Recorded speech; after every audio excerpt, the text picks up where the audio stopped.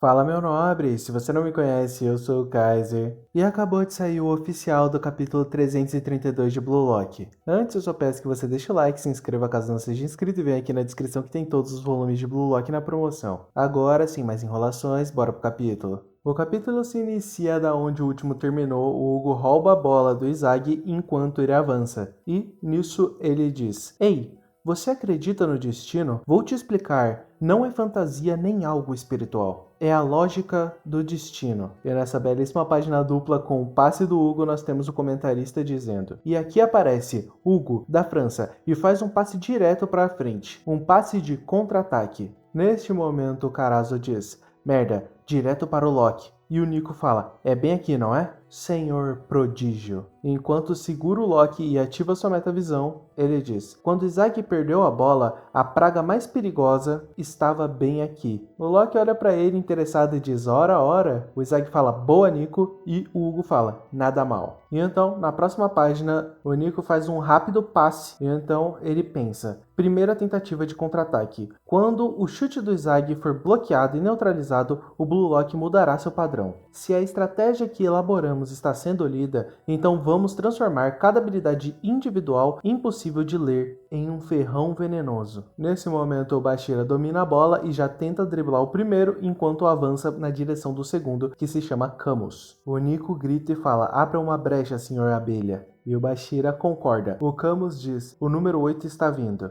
E ele diz: Ei, bonitão, quer lucrar em cima de mim? E o Bashira fala: Eu farei. Então ambos entram numa disputa de dribles, porém o Camus consegue acompanhar o Bashira e o para. Nesse momento, o Bashira fala: Ele está mudando seus passos para se ajustar ao meu ritmo de drible enquanto me acompanha. Definitivamente, isso é uma marcação individual só para mim. O Bashira olha para ele e diz: Você se preparou bem, hein? E o Camus complementa: Exatamente como no treino. E depois que ele fala isso, ele dá uma subiadinha pro Bashira. E então o Bashira responde: Você é um saco com esse seu assovio. E complementa dizendo: Neste caso, ele faz um passe que cai nos pés do Tigiri, que começa a tentar avançar.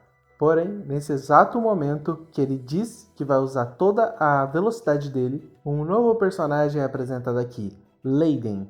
Ele olha para o Tigiri e diz: Ah, é sério isso? Não vou deixar, nem tente, é impossível. O Tigiri olha para ele e fala: Esse cara, ele é muito rápido. E o Leiden complementa: Você se importa se eu te acompanhar? Então, nesse momento, o Izag pensa: Estão respondendo com velocidade e a marcação individual ao avanço solo do Tigiri, até os dados do Bashira e as leituras sobre mim. Tudo. O Blue Lock que eu tinha era um as na manga. Porém, a França estava um passo à frente, indo além, usando apenas lógica. Tudo, absolutamente tudo, eles estão em um nível acima. Neste momento, o Hugo, ele caminha, coloca a mão nas costas do Izag e começa a conversar com ele. Ele diz: Destino é a sua aptidão. Físico, personalidade e talento. Essas capacidades básicas já são decididas desde o momento em que você nasce nesse mundo. Em outras palavras, todos os seres humanos, desde o nascimento, não são iguais. Nessa página é engraçado que parece que ele começa a fazer um carinho nas costas do Izag enquanto segura o número na camisa dele. Então ele complementa: Mas para cada indivíduo existe uma forma de viver, de acordo com a sua aptidão. Um cavalo pode correr rápido. A ave pode voar no céu. Suponha-se que os seres vivos deveriam conseguir viver de forma natural, e mesmo assim, somente os seres humanos são antinaturais. Eles perseguem desejos que não podem ser satisfeitos, e isso só continua a gerar conflitos inúteis e desespero. Inflam um ego que não está à altura da sua posição, nas coisas para as quais você não tem talento. Não há como vencer alguém que já possui, certo? Não quero dizer que você não deve sonhar. O que eu estou falando é ter um sonho que se ajuste à sua realidade. Se você visse um leão tentando voar, qualquer um pensaria: esse cara é um idiota, não é? Por isso, é melhor viver de forma mais natural. Se todos vivessem suas aptidões como elas são, o mundo seria um lugar onde todos poderiam completar suas vidas de forma feliz e eficiente. Viver o destino corretamente em nível genético, essa é minha filosofia.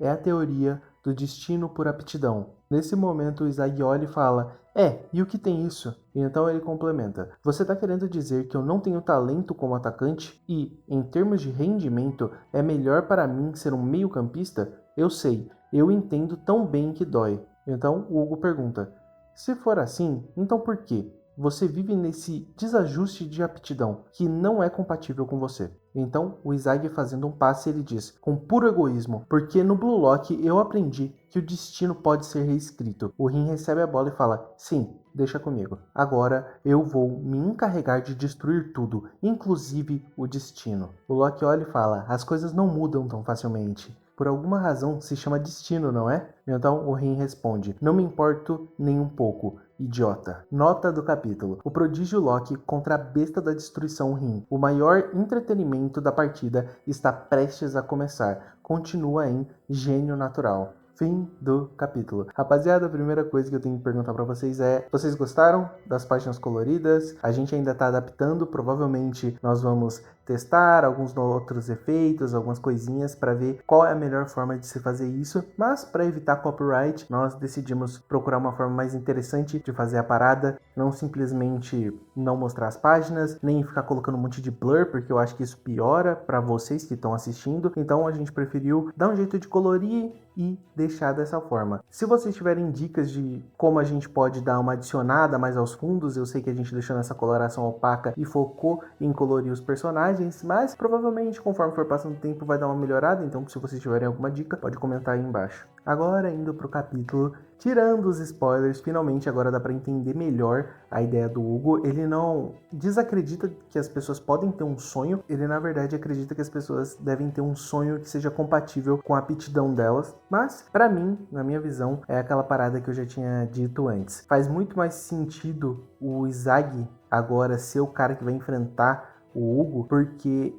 ele é o cara que foi contra tudo e contra todos para fazer o seu próprio destino, né? Ele tentou moldar o próprio destino e conseguiu, né? Ele saiu de o pior do Blue Lock até o literal top 2, simplesmente com esforço bruto para conseguir se tornar cada vez melhor. E talvez o Hugo tenha focado tanto no Izag porque ele é uma possível anomalia ao que ele acredita, a filosofia dele. Porque o Izag, mesmo não tendo aptidão para atacante, o cara conseguiu alcançar o topo do Japão. E possivelmente, se continuar melhorando da forma que está, ele pode sim acabar galgando alcançar o topo do mundo. Então, talvez o Izag ser o inimigo natural do Hugo faz muito mais sentido do que o Izag ter um confronto com o Loki. E na verdade é bastante interessante que o Rin vai ser o confronto do Loki, porque aparentemente o Loki acredita também nesse lance de destino, e é algo que faz bastante sentido pro personagem dele, que é um gênio que nasceu com capacidades físicas anormais de velocidade, ser um cara que acredita nesse lance de destino parecido com o do Hugo, tem uma filosofia parecida, faz muito sentido, porque por mais que ele tenha treinado para ter a velocidade dele também, né? Não foi só ficar parado que ganhou a velocidade. Ele também teve que treinar. Muito provavelmente ele entende que não teve que treinar tanto quanto os outros para conseguir ter o mesmo nível de desempenho dele. Uma coisa interessante que eu gostei de ter percebido com vocês comentando é que realmente cada personagem da França parece que foi escolhido a dedo para counterar alguém desse time, entre aspas, titular do Japão. Então, muito provavelmente, quando entrar o próximo tempo ou quando a bola sair de campo, talvez até num próximo gol, um possível próximo gol, a gente vai ter algumas substituições do Ego visando matar esses jogadores principais que são o grande foco da França. Desse capítulo, o que a gente pode tirar é isso. Eu tô bastante ansioso para os spoilers da semana que vem, porque vai ser interessante. Aparentemente vai ser realmente um cap de X1. A gente vê o Rin e o Loki se enfrentando, se descascando. E é isso. Me digam aqui quais são as previsões de vocês. Me fala aí o que vocês acharam desse capítulo. Lembra de conversar aqui embaixo também o que vocês acharam das páginas coloridas, o que a gente pode melhorar. Por enquanto eu acredito que seja isso. Muito obrigado por ter assistido. Falou!